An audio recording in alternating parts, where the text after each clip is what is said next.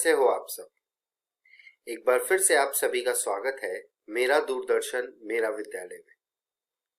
आशा करता हूं कि आपको जो ये घर पर विद्यालय का अनुभव मिल रहा है आप उसे बहुत एंजॉय कर रहे होंगे और एंजॉयमेंट के साथ साथ आपकी पढ़ाई भी हो रही होगी।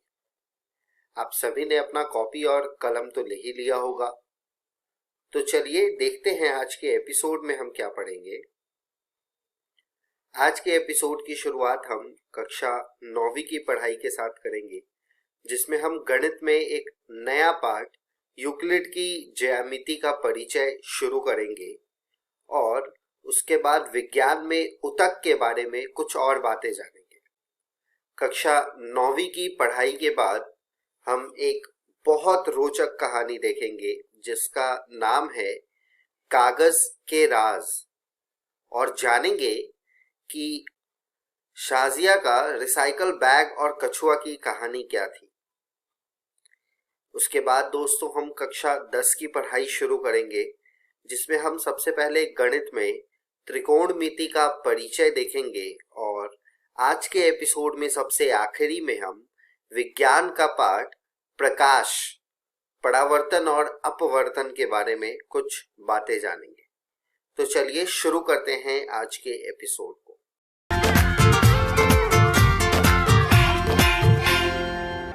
नमस्कार दोस्तों, आज हम कक्षा 9वीं की गणित का पाठ 5 पढ़ने वाले हैं, जिसका नाम है यूक्लिड की ज्यामिति का परिचय। इस पाठ को हमने 2 भाग में बांटा है। आज हम यूक्लिड की ज्यामिति का परिचय का भाग 1 पढ़ने वाले हैं। आज की इस वीडियो में हम पढ़ेंगे परिचय और यूक्लिड की परिभाषा। तो चलिए आगे बढ़ते हैं और शुरू करते हैं हम हमारा आज का भाग। ज्यामिति यूनानी भाषा के 2 शब्दों से मिलकर बना है, जियो और निथ्रिन। जियो का अर्थ होता है पृथ्वी और निथ्रिन का अर्थ होता है मापना, यानी ज्यामिति का अर्थ हुआ पृथ्वी को मापना। इससे हमें यह प्रतीत होता है कि ज्यामिति का उद्गम भूमि मापने की आवश्यकता के कारण हुआ है। गणित की इस शाखा का अध्ययन विभिन्न रूपों में प्रत्येक प्राचीन सभ्यताओं द्वारा किया गया, चाहे वो चीन हो, भारत हो, यूनान हो इत्यादि। इन सभ्यताओं के लोगों को अनेक व्यवहारिक समस्याओं का सामना करना पड़ा, जिनमें ज्यामिति के विकास की विभिन्न प्रकार से आवश्यकता पड़ी। पर क्या ज्यामिति का अर्थ सिर्फ मापना होता है? नहीं, ज्यामिति का अर्थ कुछ कथनों को सिद्ध करना भी होता है, जिसके बारे में अभी आप जानेंगे। एक यूनानी गणितज्ञ थेल्स को यह श्रेय जाता है कि उन्होंने सबसे पहली ज्ञात उत्पत्ति प्रदान की। यह उत्पत्ति इस कथन की थी कि वृत्त का व्यास वृत्त को समद्विभाजित करता है। समद्विभाजित यानी कि 2 बराबर भागों में विभाजित करता है, जैसा कि आप देख रहे हैं। यह हमारा वृत्त है जिसमें हमारा व्यास वृत्त को 2 बराबर भागों में बांट रहा है। थेल्स के एक सबसे प्रसिद्ध शिष्य पाइथागोरस थे, जिनका नाम आपने अवश्य सुना होगा। पाइथागोरस और उनके साथियों ने अनेक ज्यामितीय गुणों की खोज की और ज्यामिति के सिद्धांतों का अत्यधिक विकास किया। यह प्रक्रिया 300 ईस्वी पूर्व तक जारी रही और उसी समय मिस्र के अलेक्जेंड्रिया में गणित के एक शिक्षक यूक्लिड ज्यामिति पर और उसके सिद्धांतों पर खोज कर रहे थे, और ज्यामिति के गुणों की खोज के बाद हम यूक्लिड को ज्यामिति के पिता कहने लगे। यूक्लिड ने उस समय तक ज्ञात गणित के सभी ज्ञान को एकत्रित किया और एलिमेंट्स नामक अपनी प्रसिद्ध ग्रंथ के रूप में उसे व्यवस्थित किया। यूक्लिड का प्रसिद्ध ग्रंथ था एलिमेंट्स। उन्होंने एलिमेंट्स को 13 अध्यायों में विभाजित किया, जिनमें से प्रत्येक को पुस्तिका माना जाता है। इन पुस्तिकाओं ने समस्त विश्व की ज्यामिति संबंधित समझ को आने वाली पीढ़ियों तक प्रभावित किया। यूक्लिड के समय के यूनानी गणितज्ञों ने ज्यामिति को उस विश्व का एक सिद्धांतीय प्रतिमान सोचा जिनमें वो रहते थे, यानी कि बिंदु, रेखा या पृष्ठ इत्यादि की अवधारणाएं उन वस्तुओं से स्थापित की गई थी जो उनके आसपास थी। आकाश और उनके आसपास के ठोसों के अध्ययन के आधार पर एक ठोस वस्तु की सिद्धांतीय ज्यामितीय अवधारणा विकसित की गई। एक ठोस का आकार होता है, माप और स्थिति होती है तथा उसे एक स्थान से दूसरे स्थान तक ले जाया जा सकता है। इसकी परिसीमाएं पृष्ठ कहलाती हैं। पृष्ठ की परिसीमाएं वक्र या सीधी रेखाएं होती हैं। इन रेखाओं के सिरे बिंदु होते हैं। ठोस की 3 विमाएं होती हैं, पृष्ठ की 2 विमाएं होती हैं, एक रेखा की 1 विमा होती है और एक बिंदु की कोई विमा नहीं होती। यूक्लिड ने इन कथनों को संक्षिप्त रूप से परिभाषाओं के रूप में प्रस्तुत किया। उन्होंने इसका प्रारंभ एलिमेंट्स की पुस्तक 1 में 23 परिभाषाएं देकर किया। अब हम उनकी परिभाषाओं में से कुछ परिभाषाएं को देखेंगे। पहली परिभाषा है, एक बिंदु वह है जिसका कोई भाग नहीं होता। जैसा कि आप देख रहे होंगे स्क्रीन पर, ये एक बिंदु है जिसका कोई भी भाग नहीं है। दूसरी परिभाषा है, एक रेखा चौड़ाई रहित लंबाई होती है। ये एक रेखा है और इसकी कोई भी चौड़ाई नहीं है, सिर्फ लंबाई है। अगली परिभाषा है, एक रेखा के सिरे बिंदु होती है। जैसा कि आप देख रहे हैं, इस रेखा के सिरे पर बिंदु है। अगली परिभाषा है, एक सीधी रेखा ऐसी रेखा है जो स्वयं पर बिंदुओं के साथ सपाट रूप से स्थित होती है। यह रेखा जो आप स्क्रीन पर देख रहे हैं, यह एक सीधी रेखा है और सीधी रेखा एक ऐसी रेखा है जो स्वयं पर बिंदुओं के साथ सपाट रूप से स्थित होती है, जैसा कि आप इस रेखा में देख रहे हैं। अगली परिभाषा है, एक पृष्ठ वह है जिसकी केवल लंबाई और चौड़ाई होती है। यह एक पृष्ठ है और इसमें आपको लंबाई और चौड़ाई दोनों ही दिख रही होंगी। अगली परिभाषा है, पृष्ठ के किनारे रेखाएं होती हैं। जैसा कि आप देख रहे हैं, इस पृष्ठ के किनारे रेखाएं हैं। अगली परिभाषा है, एक समतल पृष्ठ ऐसा पृष्ठ है जो स्वयं पर सीधी रेखाओं के साथ सपाट रूप से स्थित होता है, यानी कि वो पृष्ठ जो स्वयं पर सीधी रेखाओं के साथ सपाट रूप से स्थित होते हैं, उन्हें एक समतल पृष्ठ कहते हैं। तो ये सभी थे यूक्लिड के कुछ परिभाषाएं। अगर आप इन परिभाषाओं को ध्यान पूर्वक देखेंगे तो आपको मिलेगा कि इनमें कुछ पद ऐसे हैं जो स्पष्ट रूप से आगे और अधिक समझाने की आवश्यकता है। जैसे कि एक परिभाषा थी हमारी, एक बिंदु वह है जिसका कोई भाग नहीं होता। दूसरी थी, एक रेखा चौड़ाई रहित लंबाई होती है। पहली परिभाषा में भाग और दूसरी परिभाषा में चौड़ाई रहित लंबाई, ये सभी ऐसे पद हैं जिन्हें हमें और अधिक समझने की जरूरत है। इसलिए गणितज्ञों ने इन पदों को अपरिभाषित पद नाम दे दिया। इसलिए ज्यामिति में हम बिंदु, रेखा, समतल, लंबाई, चौड़ाई को अपरिभाषित शब्दों के रूप में मानकर चलते हैं, जिसे हम भौतिक प्रतिमानों की सहायता से स्पष्ट कर सकते हैं। इन परिभाषाओं से प्रारंभ करते हुए यूक्लिड ने कुछ गुणों को बिना सिद्ध किए हुए सत्य कथन मानने की कल्पना की। अब आप सोच रहे होंगे कि ऐसा क्यों किया?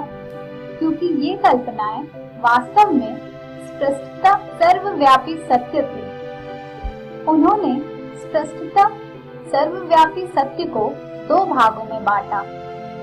उन कल्पनाओं के लिए जो विशिष्ट रूप से ज्यामिति से संबंधित थे, उसे यूक्लिड ने अभिधारणाएं का नाम दिया, और वो कल्पनाएं जिन्हें निरंतर गणित में प्रयोग किया गया है और जिनका केवल ज्यामिति से ही विशेष संबंध नहीं है, उसे यूक्लिड ने अभिग्रहित नाम दिया।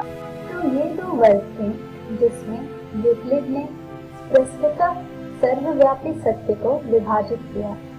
आज के इस वीडियो में हमने सीखा ज्यामिति का परिचय, यूक्लिड की परिभाषाएं। हम हमारी अगली वीडियो में जानेंगे यूक्लिड की अभिग्रहित और अभिधारणाएं, यूक्लिड की पांचवी अभिधारणा के समतुल्य रूपांतरण। धन्यवाद।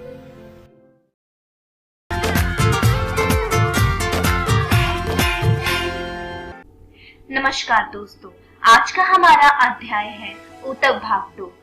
दोस्तों, आज के इस वीडियो में हम पढ़ेंगे कि पादप ऊतक क्या होते हैं और उसके बाद हम पढ़ेंगे कि पादप ऊतक के कितने प्रकार होते हैं। तो चलिए दोस्तों शुरू करते हैं। दोस्तों, जैसा कि हमने पिछले वीडियो में पढ़ा था कि हमारे और पौधों के बीच में काफी सारे अंतर होते हैं, जैसे कि हम चल सकते हैं, खा सकते हैं और खेल सकते हैं, लेकिन पौधे हमारी तरह बिल्कुल नहीं कर सकते। पौधे हमेशा स्थिर और नियत होते हैं, मतलब वे एक जगह पर ही खड़े रहते हैं। पौधों को जीवित रहने के लिए कम आवश्यकता होती है ऊर्जा की, जबकि हमें जीवित रहने के लिए ज्यादा आवश्यकता होती है ऊर्जा की। पौधों में अधिकांश ऊतक मृत होते हैं और विकास सिर्फ सीमित क्षेत्र में ही होता है। दोस्तों, चलिए अब हम पढ़ते हैं कि पादप ऊतक के कितने प्रकार होते हैं। पादप ऊतक के दो प्रकार होते हैं, जिसमें सबसे पहला है विभज्य ऊतक और दूसरा है स्थायी ऊतक। सबसे पहले हम पढ़ेंगे कि विभज्य ऊतक क्या होते हैं। दोस्तों, विभज्य ऊतक सरल जीवित ऊतक होते हैं जो कि नई कोशिकाओं के विभाजन और गठन में सक्षम होते हैं। उदाहरण के तौर पर जड़ें और शाखाएं।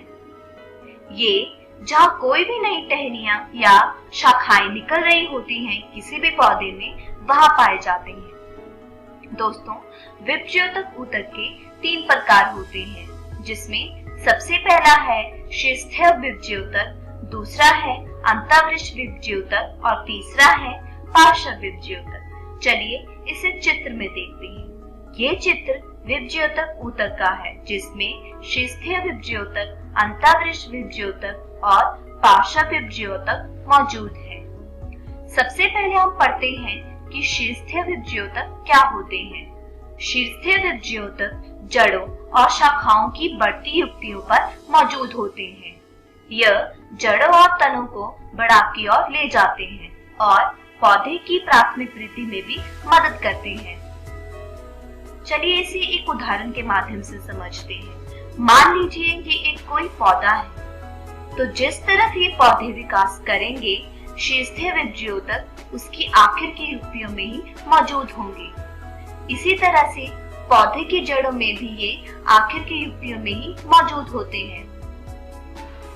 ये जड़ों और शाखाओं को बढ़ने में भी मदद करते हैं और प्राथमिक वृद्धि में भी मदद करते हैं। चलिए दूसरा हम पढ़ते हैं अंतःवृष्ट विभज्य ऊतक। ये इंटरनोड्स में मौजूद होते हैं और अंतःवृष्ट विभज्य ऊतक शीर्षस्थीय विभज्य ऊतक का ही हिस्सा होते हैं, जो कि विकास के दौरान पीछे रह जाते हैं और ये पौधे के अनुदैर्ध्य विकास में भी मदद करते हैं। चलिए इसे भी एक उदाहरण से समझते हैं। ये जो भी मुख्य शाखा होती है जिसमें से एक नई टहनी निकलती है, ये वहीं पे मौजूद होते हैं। जो शीर्षस्थीय विभज्य ऊतक है वो जड़ों और शाखाओं को बढ़ाता चलता है। शीर्षस्थीय विभज्य ऊतक का ही हिस्सा जो कि पीछे रह जाता है उसे ही अंतःवृष्ट विभज्य ऊतक कहते हैं। तीसरा है पार्श्व विभज्य ऊतक। ये माध्यमिक विकास के लिए जिम्मेदार होते हैं। ये संवहनी ऊतक को भी जन्म देते हैं और पौधे के अनुदैर्ध्य पक्ष में भी साथ देते हैं। दोस्तों, इस चित्र में हमें कुछ पंक्तियां दिखाई दे रही है, मतलब कुछ लाइन्स दिखाई दे रही है। यही पार्श्व विभज्य ऊतक कहलाता है।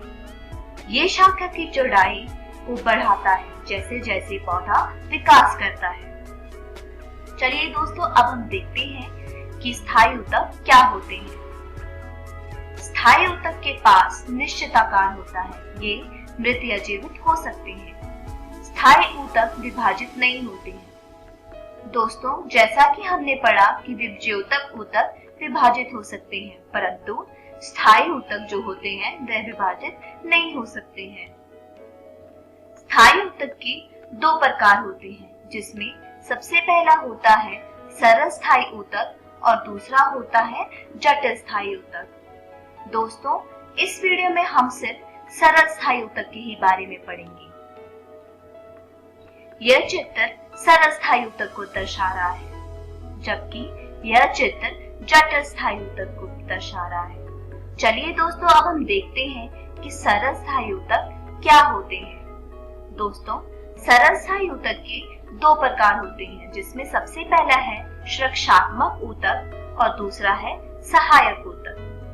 सरल स्थायी ऊतक एक ही प्रकार की कोशिकाओं से बने होते हैं और इन कोशिकाओं का कार्य और आकार एक ही जैसा होता है। सुरक्षात्मक ऊतक के दो प्रकार होते हैं, जिसका सबसे पहले है एपिडर्मिस और दूसरा है कॉर्क या फिलैलम। सबसे पहले हम एपिडर्मिस के बारे में पढ़ेंगे। दोस्तों, एपिडर्मिस पौधे के अंगों की बाहरी परत जैसे कि पत्ती, फूल और जड़ों में होता है। ये पौधे को संक्रमण से बचाता है। उदाहरण के तौर पर देखें तो ऊपर दिए गए चित्र में हमें कुछ पत्तियां सी दिखाई दे रही हैं। इन पत्तियों के ऊपर एक पतली सी झिल्ली होती है, जिसे हम कहते हैं एपिडर्मिस। इस एपिडर्मिस के ऊपर एक मोम की परत होती है, जिसे हम जल रोधक परत कहते हैं। इस पतली सी झिल्ली में छोटे छोटे छिद्र पाए जाते हैं, जिन्हें हम रंध्र कहते हैं और इंग्लिश में कहते हैं स्टोमेटा।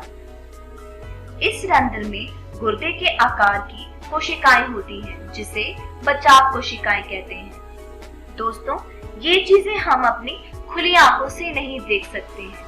इन चीजों को देखने के लिए सूक्ष्मदर्शी की जरूरत पड़ती है। यह चित्र एक पत्ती का सूक्ष्मदर्शी द्वारा देखा गया चित्र है। दोस्तों, आपको इस चित्र में गुर्दों के जैसा कुछ आकार दिख रहा होगा, जिसे हम रंध्र कहते हैं, मतलब स्टोमेटा।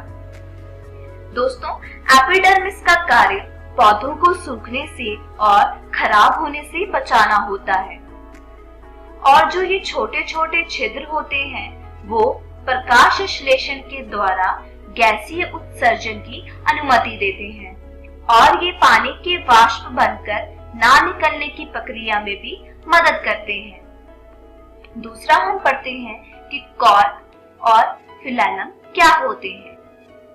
दोस्तों, हमने कोशिका वाले अध्याय में पढ़ा था कि कॉर्क क्या होता है।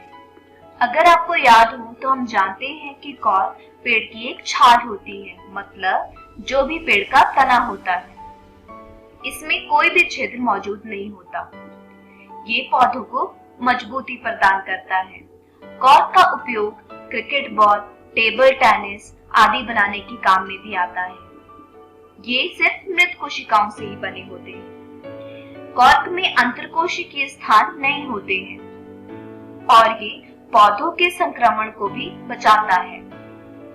ये पौधों के लिए झटका, मतलब अगर हम किसी भी पेड़ को हिलाने की कोशिश करें तो वह नहीं हिलता है, उससे सहने के लिए क्षमता प्रदान करता है, मतलब पेड़ को मजबूती प्रदान करता है। तो दोस्तों, ये होते हैं सुरक्षात्मक ऊतक। अगली वीडियो में हम सहायक ऊतक के बारे में पढ़ेंगे। दोस्तों, इस वीडियो में हमने सीखा कि पादप ऊतक क्या होते हैं और सरल स्थायी ऊतक क्या होते हैं। अगली वीडियो में हम पढ़ेंगे कि सहायक पादप ऊतक क्या होते हैं और जटिल पादप ऊतक के कितने प्रकार होते हैं। दोस्तों, मैं आशा करती हूँ आपको आज का ये वीडियो समझ आया होगा। तब तक आप अपनी पाठ्य पुस्तक से आज के पढ़ाए इन विषयों को दोहराने की कोशिश कीजिएगा। धन्यवाद। पौधों में अधिकांश ऊतक क्या है? जीवित, मृत, कोई ऊतक मौजूद नहीं, ऊपर में से कोई नहीं। इनमें से कौन सा स्थायी ऊतक का प्रकार होता है? संयोजी ऊतक, सरल स्थायी ऊतक, तंत्रिका ऊतक, पशु ऊतक। इनमें से कौन सा पादप ऊतक विभाजित नहीं हो सकता है? स्थायी ऊतक, विभज्य ऊतक, संयोजी ऊतक, पेशीय ऊतक। विभज्य ऊतक किस में मौजूद होता है? जड़ें, पत्ते, शाखाएं, ऊपर के सभी। विभज्य ऊतक कितने प्रकार के होते हैं? 1, 2, 3, 4।